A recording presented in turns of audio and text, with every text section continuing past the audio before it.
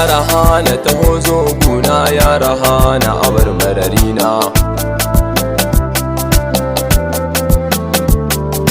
Ya kawo wazo mai suna kai kadai da cikar burina.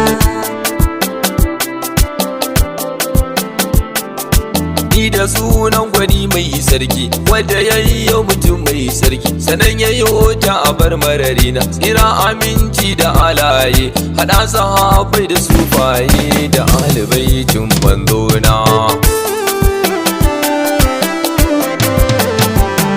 Sannan salati nake roko wajen tabara maji roko, dubin salatin ga manzona. Allah ka bar mu cikin soyayya, ni ta kauna ba tayayya, ni da kawuwa abin bigina.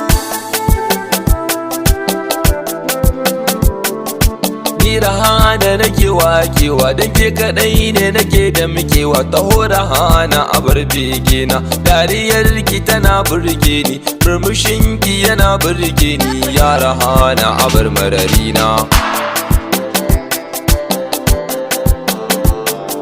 San ka kullum yana ninkawa, kaunar ka ne ke ta karuwa. Kawuwa kai ne cikar sakona, kawuwa auren mu na ta tafowa. Sanya alfahari da dadawa in ka zamto cikin lamurana. Mai dubin ilimi da basira, in na same ki yau na tsira. Ya rahana cikar wurgina, ina buƙatar ƙaunar ki, sai kuma gashi na same ki, ya rahana abar faharina. Mai dubin ilimi da basira, samun ka dai tabbas tsira ne. Kawuwa kai ne muradin raina, ina buƙatar kaunar ka, ko da corona da HIV ne. Auren ka ba fashi a gurina. Ina faranta min rayi na, Allah ya sa mu ji daɗin juna, ya rahana abar faharina. Babu kowa a fadin raina, ke kaɗai ce abar begina, ya rahana abar faharina.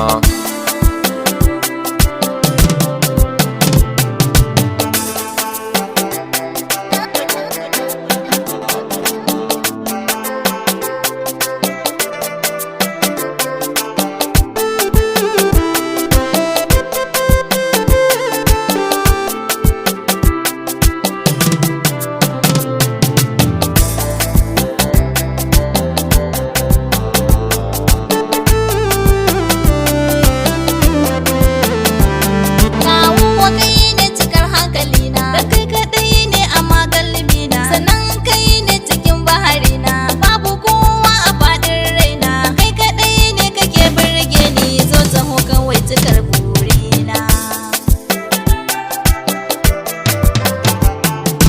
Na riko wata babbar kyauta, wacce kowa yake sha'awarta. Zana baki abar mararina, nai mafarki ne wata rana, sai na gamma a babbar gona. Masu shutin biyar a gabana, ya rahana abar begina.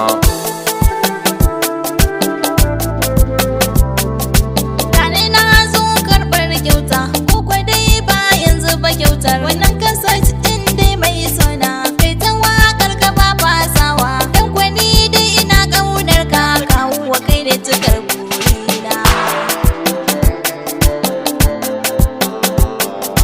Ga kasar ɗin biyar a hannuna, ke nake so ki zo nan guna. Zana baki abar faharina, ko kwa sai ranar aurenmu, za ki zo da kawaye gunmu, mi ta kallo abar faharina.